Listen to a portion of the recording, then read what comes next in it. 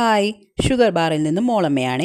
New year സ്പെഷ്യലായിട്ട് നമുക്കിന്നൊരു rum cake ഉണ്ടാക്കാം. സാധാരണയായി ഇംഗ്ലീഷുകാരാണ് ഈ കേക്ക് ഉണ്ടാക്കാറുള്ളത്. നമുക്ക് ഒന്ന് ട്രൈ ചെയ്യാം. അതിനായി മൈദ 1.5 കപ്പ് പ്ലസ് 4.5 ടേബിൾ സ്പൂൺ, പഞ്ചസാര പൊടിക്കാത്തത് 1 കപ്പ്, മുട്ട 2, ഒരു മുട്ടയുടെ ഉണ്ണി, ഉപ്പ് 1 pinch, baking powder 3/4 teaspoon, sunflower oil 2 tablespoon, പാല് 1/4 cup, rum 1/4 cup plus 2 tablespoon, butter 1/4 cup plus 2 tablespoon, ബുഷിൻ്റെ വാനില എസൻസ് 1 ടേബിൾ സ്പൂൺ. ഇത്രയും സാധനങ്ങളാണ് ഈ കേക്ക് ഉണ്ടാക്കാനായി നമുക്ക് ആവശ്യമുള്ളത്. എല്ലാം റൂം ടെമ്പറേച്ചർ ഉള്ളതാണോ എന്ന് നോക്കുക. ഇനിയും ഒരു വലിയ പാത്രത്തിലേക്ക് നമ്മൾ എടുത്തു വെച്ചിരിക്കുന്ന ബട്ടറിനെ ഇട്ട് കൊടുക്കാം. അതുപോലെ തന്നെ എടുത്തു വെച്ചിരിക്കുന്ന സൺഫ്ലവർ ഓയിലും ഇതിലേക്കിട്ട് ഒന്ന് സ്പാച്ചുല കൊണ്ട് മിക്സ് ചെയ്യാം. അതിനുശേഷം നമ്മൾക്ക് പഞ്ചസാര ആഡ് ചെയ്യാം. ഞാൻ എടുത്തിരിക്കുന്ന പഞ്ചസാര ചെറിയ തരികളുള്ളതിനാൽ ഞാൻ പൊടിച്ചിട്ടില്ല. നിങ്ങളെടുക്കുന്ന പഞ്ചസാര വലിയ തരികളുള്ളതാണെങ്കിൽ ഒന്ന് മിക്സിയിൽ ഗ്രൈൻഡ് ചെയ്യാം. ഞാൻ പൊടിക്കാതെയാണ് ചേർക്കുന്നത്. ഇനിയും സ്പാച്ചുല കൊണ്ടൊന്ന് മിക്സ് ചെയ്തതിന് ശേഷം ഹാൻഡ് മിക്സി ഉപയോഗിച്ച് നല്ല രീതിയിൽ ബ്ലെൻഡ് ചെയ്യാവുന്നതാണ്. ഏകദേശം ഒരു 4 മിനിറ്റോളം ഞാൻ ബീറ്റ് എടുത്തിട്ടുണ്ട്. ഇതിലേക്ക് നമ്മൾ എടുത്തു വെച്ചിരിക്കുന്ന മുട്ടയുടെ ഉണ്ണി ചേർത്ത് ബീറ്റ് ചെയ്യാം. അതുപോലെ തന്നെ എടുത്തു വെച്ചിരിക്കുന്ന മുട്ട ഓരോന്നായി ഇട്ട് വീണ്ടും യോജിപ്പിച്ചെടുക്കാം. നല്ല രീതിയിൽ ബീറ്റ് ചെയ്തെടുക്കാം. ഈ സമയത്ത് നമുക്ക് ഡ്രൈ ഇൻഗ്രീഡിയൻസിനെ ഒന്ന് മിക്സ് ചെയ്യാം. അതിനായി എടുത്തു വെച്ചിരിക്കുന്ന മൈദയിലേക്ക് ഉപ്പും ബേക്കിംഗ് പൗഡറും ചേർത്ത് നമുക്ക് മിക്സ് ചെയ്യാം. ഒരു ഫോർക്കോ വിസ്കോ ഉപയോഗിച്ച് നമുക്കതിനെ നല്ല രീതിയിൽ മിക്സ് ചെയ്തെടുക്കാവുന്നതാണ്. നല്ല രീതിയിൽ മിക്സ് ചെയ്ത് എയർ കയറി എന്നുറപ്പ് വരുമ്പോൾ അത് മാറ്റി വെച്ചിട്ട് നമ്മൾ എടുത്തു വെച്ചിരിക്കുന്ന റമ്മുണ്ട്. ആ റമ്മിലേക്ക് എടുത്തു വെച്ചിരിക്കുന്ന പാലും കൂടി ഒഴിച്ച് നല്ല രീതിയിൽ മിക്സ് ചെയ്ത് വെക്കാം. ഈ പാലും റമ്മും കൂടിയുള്ള ഈ മിക്സ്ചറാണ് ഈ കേക്കിൽ ഹൈലൈറ്റ് എന്ന് പറയുന്നത്.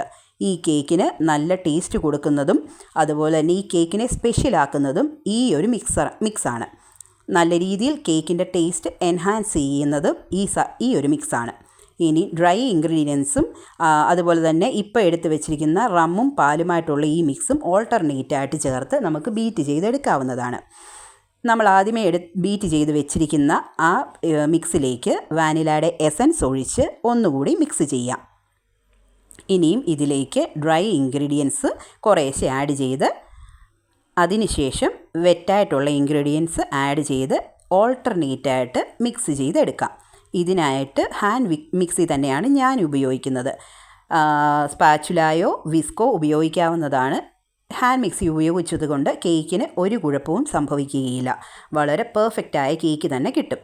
നിങ്ങളുടെ ചോയ്സിന് എന്തും എടുക്കാം. ഞാൻ എടുത്തിരിക്കുന്നത് ഹാൻഡ് മിക്സിയാണ്. നല്ല രീതിയിൽ യോജിപ്പിച്ചതിന് ശേഷം നമുക്ക് കേക്കിനെ ഒരു സ്പാച്ചുല വെച്ച് സൈഡിൽ നിന്നും കൂടെ തട്ടിയിട്ട് കൊടുത്ത് ഒന്നുകൂടെ മിക്സ് ചെയ്തെടുക്കാവുന്നതാണ്. ഇനിയും നമുക്ക് കേക്കിനെ ബേക്ക് ചെയ്യാനായിട്ട് ആവശ്യമുള്ള ട്രേ എടുത്ത് വെക്കണം. ഇതിനു മുമ്പായി ഞാൻ ഓവനെ പ്രീഹീറ്റ് ചെയ്യാൻ വെച്ചിട്ടുണ്ട്. 170 ഡിഗ്രിയിൽ 10 മിനിറ്റാണ് പ്രീഹീറ്റ് ചെയ്യാൻ ഇട്ടിരിക്കുന്നത്. ഞാൻ ഇങ്ങനത്തെ ബേക്കിംഗ് ട്രേ ആണ് എടുത്തിരിക്കുന്നത്. ഇതിലേക്ക് ബട്ടർ ഗ്രീസ് ചെയ്തതിന് ശേഷം മൈദ കൂടി ആഡ് ചെയ്ത് ഒന്ന് ഡസ്റ്റ് ചെയ്ത് വെക്കാം. ഇതിലേക്ക് നമ്മൾ ഉണ്ടാക്കി വെച്ചിരിക്കുന്ന ബാറ്ററിനെ മുഴുവനായും ഒഴിച്ചു കൊടുക്കാം. അതിനുശേഷം ഒന്ന് തട്ടി എയർ ബബിൾസിനെ കളയാവുന്നതാണ്. ഇനി ഇതിനെ ബേക്ക് ചെയ്യാനായി വെക്കാം. മുമ്പ് പറഞ്ഞതുപോലെ 170 ഡിഗ്രിയിൽ 40 മിനിറ്റ്സ് ആണ് ബേക്കിംഗ് ടൈം. ഇനിയും ഈ കേക്കിലേക്ക് ഒരു ഗ്ലേസ് ഉണ്ടാക്കണം. ഇതും ഇതിൻ്റെ ഹൈലൈറ്റായ പോർഷനാണ്. അതിനായി 2.5 table spoon Ram, 3 table spoon butter, 2 table spoon വെള്ളം, 1/4 കപ്പ് ഷുഗർ. ഇത്രയും സാധനങ്ങളാണ് ഈ ഗ്ലേസ് ഉണ്ടാക്കാൻ ആവശ്യമുള്ളത്. വളരെ ടേസ്റ്റിയും നല്ല സ്മെല്ലുമാണ് ഈ ഗ്ലേസിന്. ഈ ഗ്ലേസ് ഒഴിച്ചതിന് ശേഷം ഈ കേക്ക് നല്ല രീതിയിൽ സോക്കാകാൻ ഉപകാരപ്പെടും. അതിനായി ഒരു സോസ് പാൻ എടുത്ത് വെച്ച് ചൂടാകാൻ വെക്കാം. നല്ല രീതിയിൽ ചൂടായതിന് ശേഷം ആ ബട്ടർ മൊത്തത്തോടെ ആഡ് ചെയ്യാം. അതിലേക്ക് പഞ്ചസാരയും വെള്ളവും ഒഴിക്കാം. ഈ മൂന്നും ഒന്ന് മിക്സായി വന്നതിന് ശേഷം നമ്മൾ എടുത്തു വെച്ചിരിക്കുന്ന റമ്മും കൂടി ഒഴിച്ച് ഒന്ന് തിളയ്ക്കാൻ അനുവദിക്കാം. ഒരു തിള വന്നാൽ മതി, ഓഫ് ചെയ്യാം. ഒരുപാട് കുറുകിപ്പോയാൽ ഒരു രസമില്ല.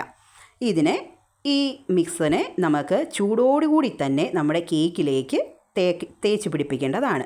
ഒന്നുകിൽ നമുക്കൊരു ബ്രഷ് വെച്ച് തേച്ച് പിടിക്കാം, അല്ല എങ്കിൽ നമ്മൾ കേക്ക് കട്ട് ചെയ്തിട്ട് അതിൻ്റെ മേളിലേക്ക് ഈ സിറപ്പിനെ ഒഴിക്കാവുന്നതുമാണ്.